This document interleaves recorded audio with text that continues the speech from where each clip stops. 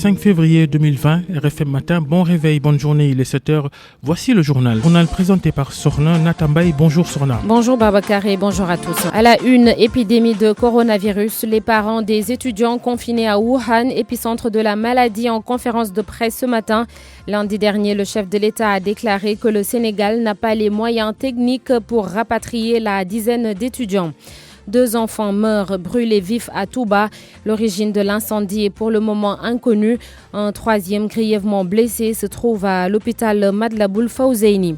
Une quinzaine de blessés, des véhicules et des pirogues calcinés. Une agence de la Sénélec mise à sac. C'est le bilan provisoire des violents heurts survenus hier à Saint-Louis entre pêcheurs et forces de l'ordre. Un plan d'urgence et une brigade pour une capitale propre et dans la durée. Le ministre de l'Urbanisme, du Logement et de l'Hygiène publique et son équipe étaient à la place de l'Indépendance pour le lancement. Au moment où le coronavirus continue de sévir en Chine, des étudiants sénégalais sont toujours bloqués à Wuhan, épicentre de la maladie. Leurs parents, rassemblés au sein d'un collectif, tiennent ce mercredi une conférence de presse. Rencontre prévue à 10h au siège de Amnesty International. La dizaine d'étudiants réclament son rapatriement pour échapper à d'éventuelles contaminations. Mais lundi dernier, le président Macky Sall a souligné que le pays n'était pas dans les dispositions pour ramener ses étudiants. Leur porte-parole, Mbacké Amar, est joint par Babacar Fall. Notre sentiment vis-à-vis de la déclaration du président, nous prions juste que le président puisse changer d'avis et que le Sénégal puisse avoir les moyens nécessaires pour nous rapatrier au pays le temps que cette crise puisse passer. À propos de la déclaration du président aussi, que certains pensent qu'après sa déclaration, nous nous sentons un peu au rejet, mais pour rassurer tout le peuple sénégalais que nous ne sentons pas être rejetés parce que nous nous considérons sénégalais et nous resterons sénégalais, quel que soit ce qui puisse arriver. Et nous croyons vraiment que le Sénégal, quel que soit Alpha, va vraiment bien s'occuper de ses citoyens qui sont ici en Chine. Mbacké Amar, un des étudiants sénégalais bloqués à Wuhan. 2 frères perdent la vie dans un incendie à Touba et leur sœur grièvement blessée a été évacuée à l'hôpital Matlaboul Fawzeyni. Les causes du sinistre ne sont pas encore connues. Une enquête est ouverte. Les précisions de Marema Diop à Touba.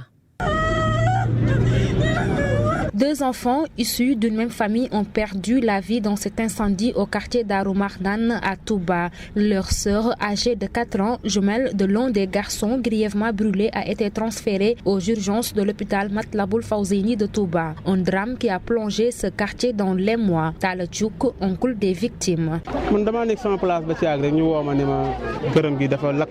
J'étais à mon atelier quand tout à coup on m'a appelé pour me dire qu'un incendie était en cours chez Omar et que 2 de ses enfants y avaient perdu la vie. Un 3e gravement brûlé a été transporté à l'hôpital. Pour le moment, l'origine du drame reste inconnue. Non, pour le moment, on ne sait pas l'origine. Je ne suis vraiment sûre de rien. Tout ce que je sais, c'est qu'on les a retrouvés complètement calcinés. Leur papa est absent, de même que leur maman. Après les opérations de secours, les sapeurs-pompiers ont transporté les corps des 2 garçons à la morgue de l'hôpital Matlaboul Fawzeyni de Touba. Une enquête est ouverte par la police de Jannatou, Mahoua. Marema Diop, Touba, RFM. Et un autre incendie s'est déclaré ici à Dakar il y a quelques instants au marché Petersen. Il y aurait beaucoup de dégâts matériels. Nous aurons l'occasion d'y revenir plus amplement.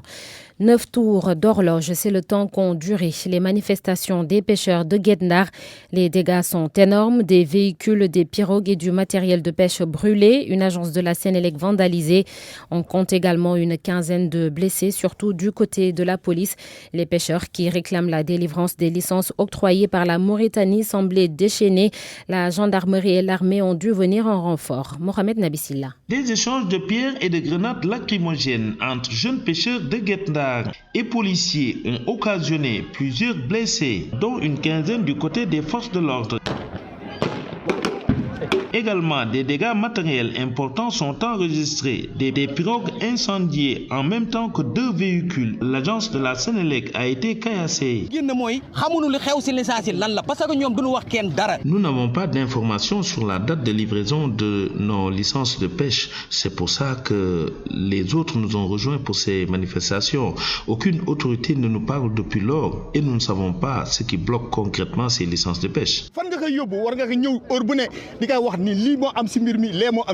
Ces jeunes pêcheurs qui se disent sans nouvelles des licences de pêche ne savent plus à quel sein se vouer. Et pourtant, certains pêcheurs étaient présents sur les lieux pour essayer de calmer les jeunes, mais sans succès. Ils ont droit de faire marche, mais autorisé. Nous avons le droit de faire une marche, mais autorisé, c'est ce que j'ai dit aux jeunes. Nous voulons qu'il y ait une accalmie pour pouvoir traverser et essayer de conscientiser les jeunes pour éviter ces affrontements qui ne seront finalement pas profitables à quelqu'un. À l'absence de ces licences de pêche, nous souffrons beaucoup de l'arraisonnement de nos pirogues.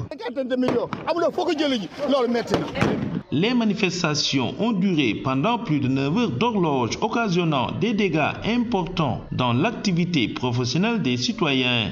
RFM Saint-Louis, Mohamed Nabissila. Les précisions du directeur des pêches maritimes, le protocole entre le Sénégal et la Mauritanie a certes été prolongé, mais la date de démarrage des licences va correspondre à la remise de ces licences même pour Mamadou Goudiaby. Le retard est surtout lié à l'augmentation par la Mauritanie de la liste des infractions.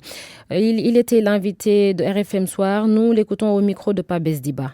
La validité du protocole doit s'étendre de janvier 2020 à décembre 2020.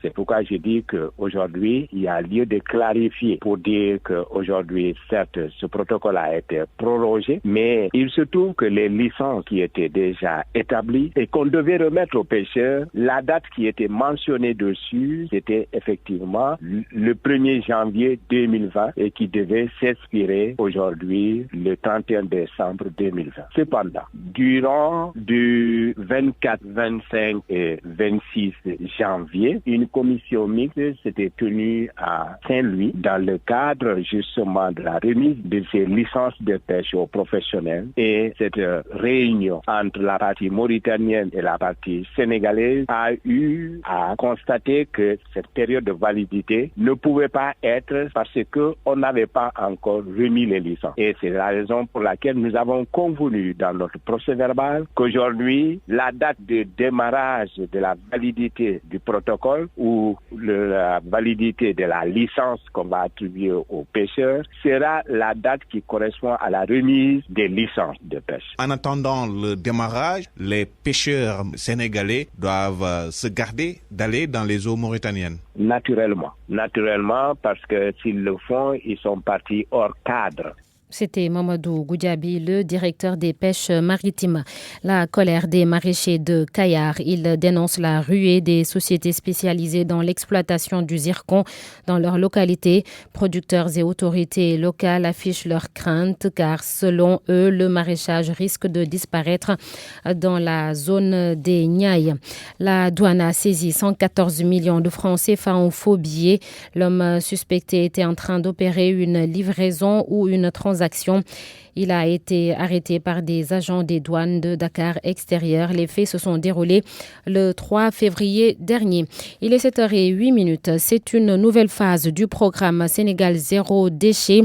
Un plan d'urgence a été lancé en pleine nuit par le ministre de l'Urbanisme, du Logement et de l'Hygiène publique, Abdou Karim Fofana, accompagné de 542 agents de l'unité de coordination de la gestion des déchets solides, s'est rendu à la place de l'Indépendance. Le ministre annonce par ailleurs la création d'une brigade pour assurer le suivi.